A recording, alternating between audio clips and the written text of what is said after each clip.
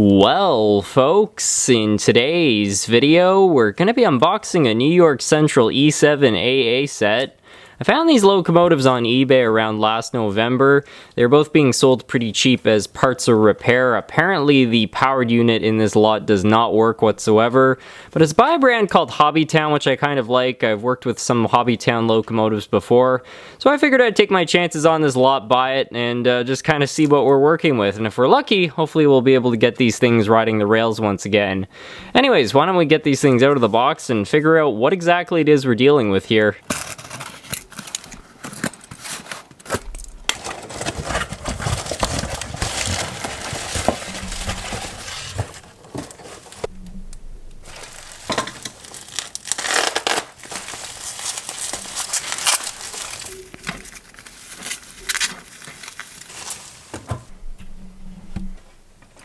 And well, here they both are. You can see that they've both certainly had quite a bit of use over the years. The paintwork is not perfect.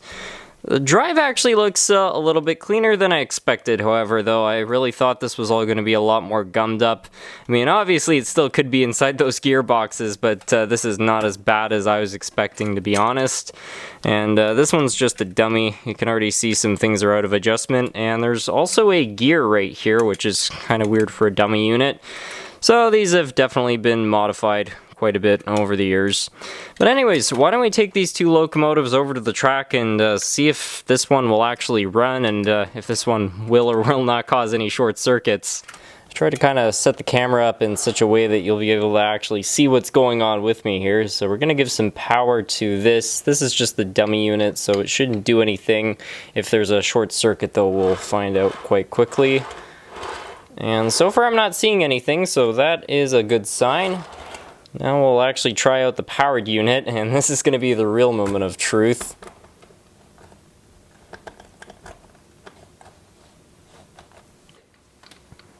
And we've got high current draw.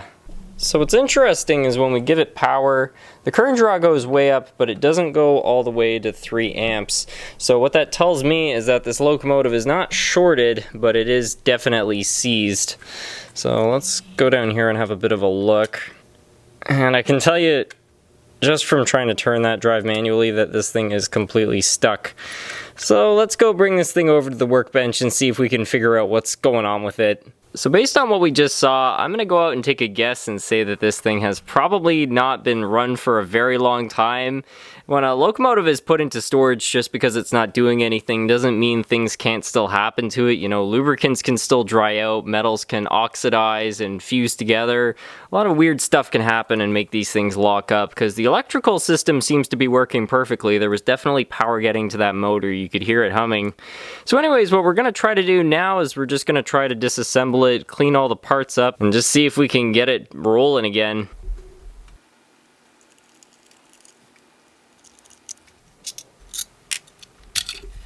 Here the drive is, and that is a ridiculously large motor. That is probably one of the largest motors I've ever seen in an HO scale locomotive.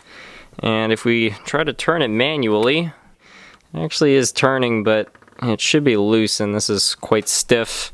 Not to mention that we've actually got some cracking here, so it looks like this chassis has unfortunately developed zinc pest. Every collector's worst nightmare. Something I just noticed is that the front part of the drive isn't even connected to the motor. You can see that it's completely loose. I don't know if that happened while I was just working on it or what the case is, but either way, this thing is looking a lot worse on the inside than it was looking on the outside. So we've definitely got some work cut out for us. I think the first thing I want to do right now, though, is just try to get the motor going, because that is pretty much the most important part. We can probably sort the rest of it out, provided the zinc pest hasn't made this thing so uneven that it can't be rebuilt. I mean, it's all going to go bad one day, but, you know, we might be able to still get some years out of it.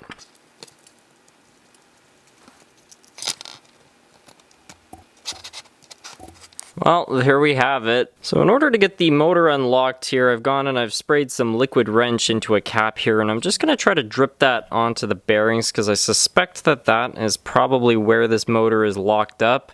I mean, it could be that these plates are incorrectly adjusted and actually rubbing up against the rotor here, but we'll try just putting a little bit of oil in there. And this is not something I'd use to lubricate a model, but just for getting things unseized, it sometimes can be very helpful just to put a little bit of liquid wrench or ATF, something like that.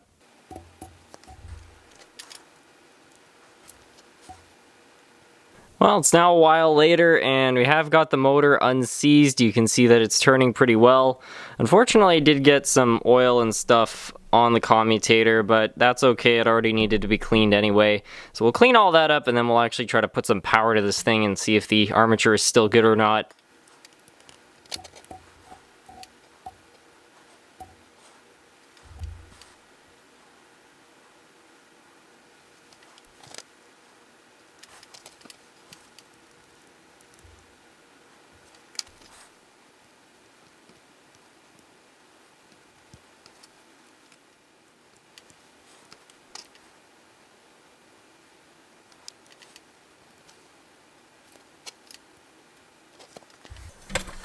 What does everybody think? Is it gonna start?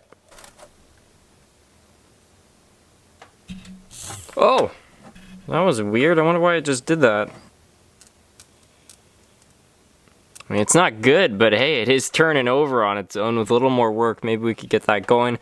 I'm kind of wondering, though, if there's another short somewhere down the line, just because I find it weird, you know, when I held it for just a moment there, it spun up at a really high RPM, and now it's just going slow. So to me, that just seems like a motor where the power is being sucked away somewhere else. I should probably just try disconnecting these wires and see if that makes any difference. There we go.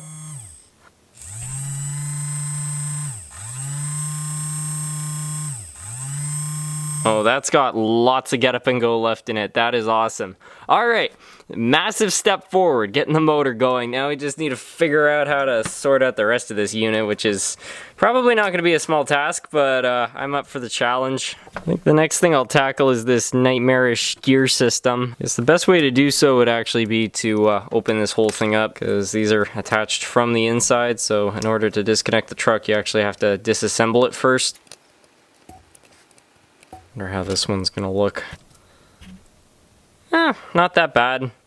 Sometimes you open these things up and they're just a grease bath, like it looks horrible, but you know, there's a little bit of oil here and there, but it's really not that bad. I'll just take that out. Oh, I was wrong. This one was attached from here. It's kind of awkward with this lead, which has just been glued right to the frame. Just finished cleaning and drying all the parts for the gearbox, so I think that that's good enough to put all back together. Obviously there are some other things we're gonna have to do, like clean up the wheels, but I think we'll take care of that if we can actually get the engine running on its own, and we'll just let the motion of the wheels clean it all up. Let's focus on the gearbox for now.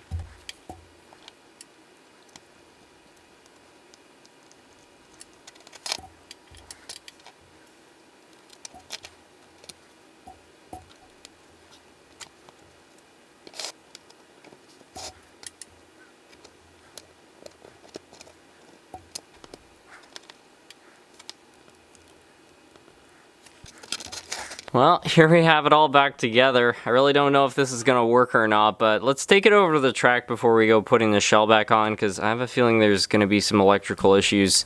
We also still need to clean the wheels somehow. I really hope that this thing is going to start. I'm kind of skeptical just because of how the motor was acting on the bench, but let's see what happens here.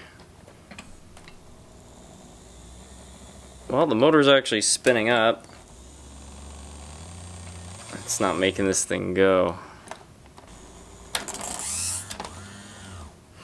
Not great. So I've been having a look over this thing, and honestly I was a little bit surprised that the problem seemed to be with the gearbox and not the motor. I was expecting there to be some kind of electrical issue, but apparently not. Anyways, I think I made a bit of a mistake. It's hard to see, but right down here there's this piece of shrink which actually holds these two pieces of metal together. And it's hard to see, but this larger gear is making contact with it, so that's no good. That might be why this didn't work, so we'll try moving that up a little bit, see if the results are any different.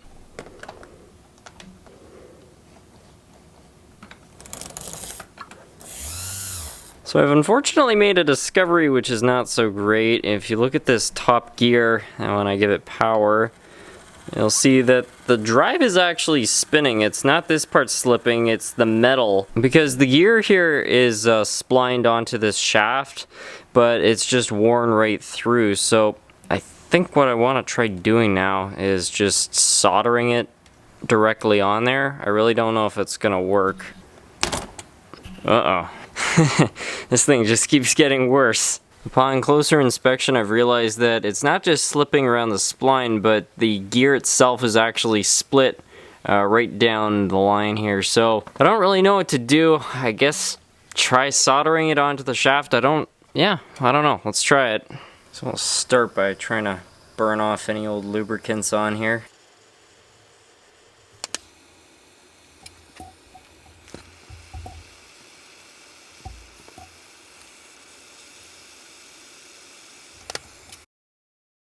I recall at one point getting a Varney diesel, and I'm just wondering if maybe there's a cross-compatible gear somewhere in it. That's if I can actually find the thing.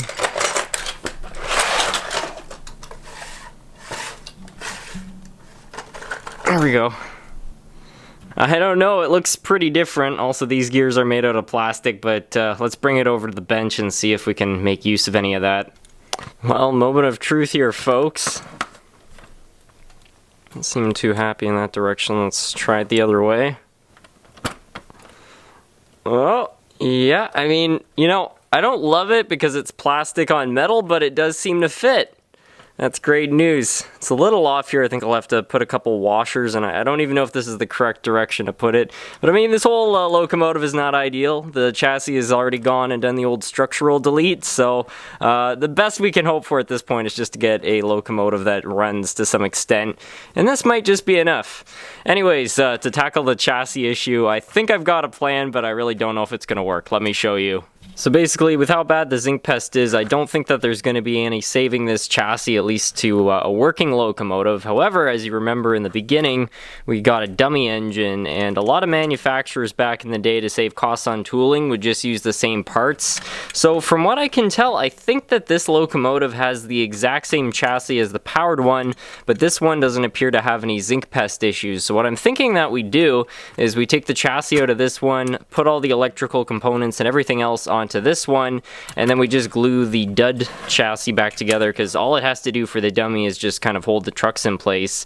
I really don't know if this is gonna work, but I think it's our best chance at getting some sort of a train working again. So let's try it out here, why don't we?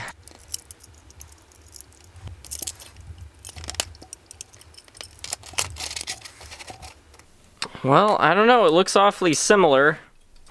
I think we've got a match. Isn't that crazy? Look, it's kind of remarkable too, you know. It's like, here's one chassis which probably rolled its way off the factory line the same week, maybe even the same day as this one, but just through luck of the draw, this one has developed Zinc Pest, and this one, from what I can tell, is pretty much perfect. So anyways, let's try to transfer all the components and see if we can make this thing work.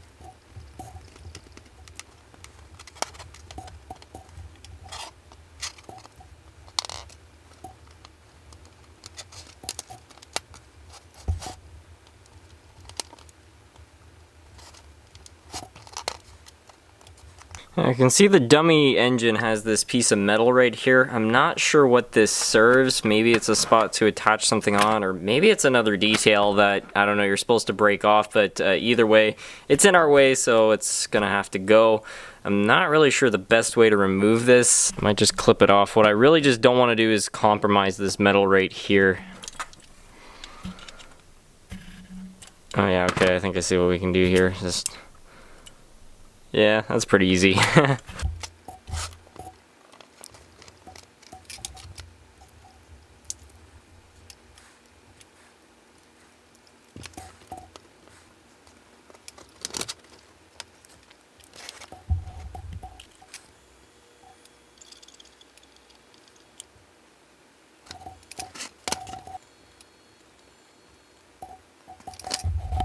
Okay, well, we have the drive all back together. That honestly was a little bit easier than I was expecting, but the question now is, will this thing actually work? I really hope that this works, because frankly, I'm running out of ideas. Oh, yeah, okay. That's promising. Well, doesn't seem too bad.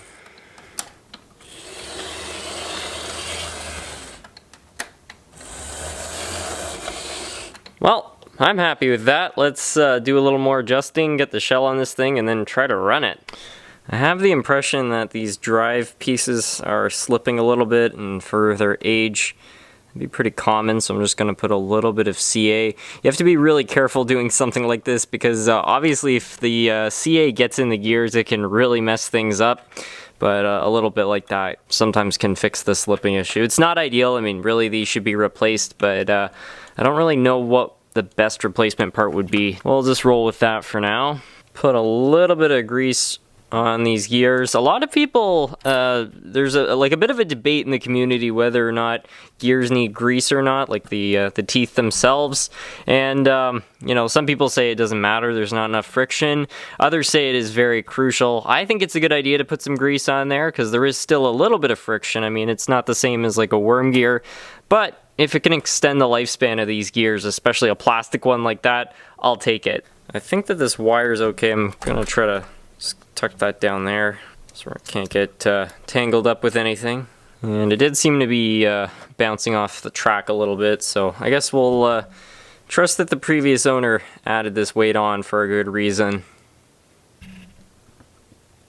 So that should be fine for now. In the meantime, why don't we try to rebuild the dummy unit, because even though we're not reusing this chassis for the locomotive, it would be nice if we could get the dummy working as well. And just to be clear, this is in no way a permanent fix. Unfortunately, when zinc pest does start to form, there's no way of stopping it. I believe that if you store things with zinc pest in a cool, dry environment, you can slow down how quickly it deteriorates. But once this begins, it won't stop, and the metal actually starts to expand. It's almost like it bubbles up, and it will destroy the shells of locomotives if you're not careful. But for a dummy engine like this, it really doesn't have to do too big a job, so this should be fine.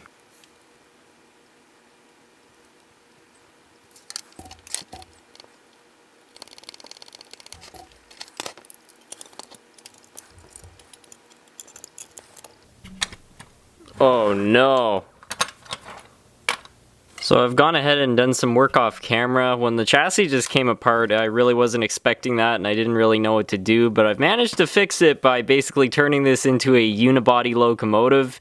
You can see that I've just put what's left of the chassis on either end and just glued that in place. It's not the most refined way of fixing a locomotive like this, but the zinc pest has just totally ruined what was left of it, and it wasn't fitting in the shell correctly, which is why I was struggling with that. And you know what? It does the job just as well. You can see this is rolling properly. So overall, I'm quite happy with that. Anyways, I think we're going to move on to the locomotive now and actually install the shell. Since this one doesn't have zinc pest, it goes on quite neat, so that's good to see. Now we just gotta kind of get this to screw into that plate there. It's kind of hard to see in the light, but it's right down there.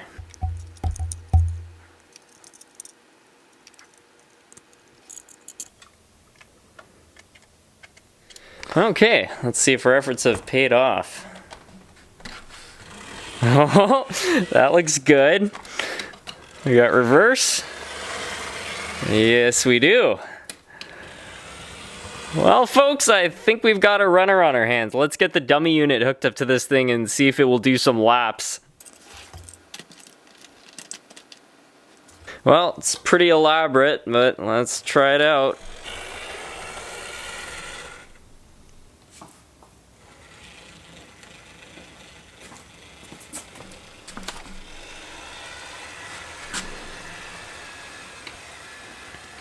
Well, so far they seem to be off to a pretty good start.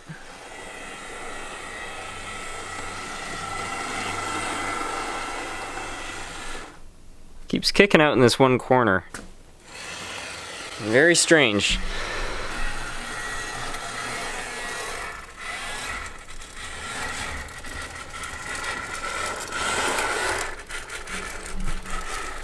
Okay, we're a little bit derailed. So that was certainly not bad for a trial run. I'm very happy with the performance. I thought there was going to be a lot more issues. However, there are some things I would like to fix. The first one being that this drawbar is kind of stiff, and this is just something somebody made clearly at some point, but it was, I believe, what was causing this locomotive to derail because it was kind of holding up the rear truck. So I'm just going to loosen that just enough so this can move a little more, and hopefully that will solve the problem. I'll just allow that to pivot a little more. Might have to readjust that again, but hopefully that will fix that main issue. And the other thing I want to fix is the fact that I actually forgot to clean the wheels on this locomotive, and it was losing power in some certain parts of the track. So I think that that would probably be a good thing to look after.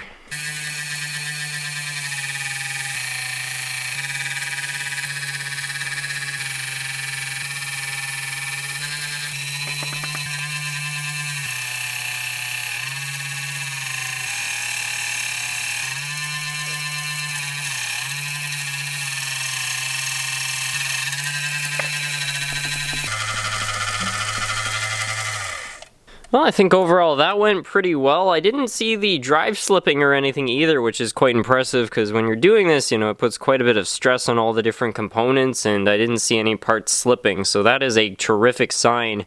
Anyways, I still have to clean these sets of wheels here, these unpowered ones, just because they do pick up power even though they're not connected to the rest of the drive. I'll do that part off camera because it's kind of boring, but yeah, hopefully this will improve the performance of this locomotive. Okay, let's see if that made any difference. Seems good.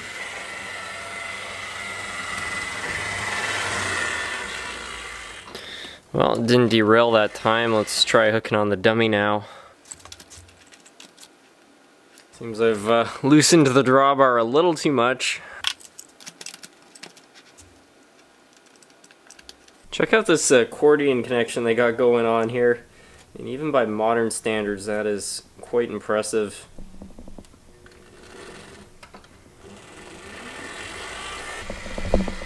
I kept going that time.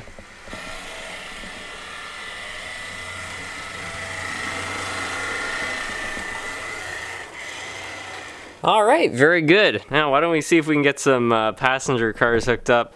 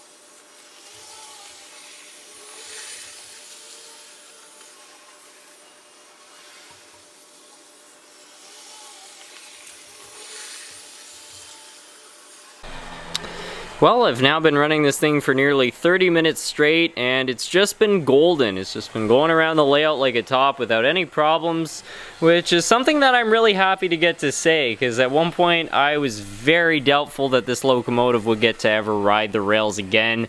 The chassis was just in terrible condition, as you all saw, and all the other issues with the drive components just made me think, you know what, this is probably going to be one of the few which doesn't make it through.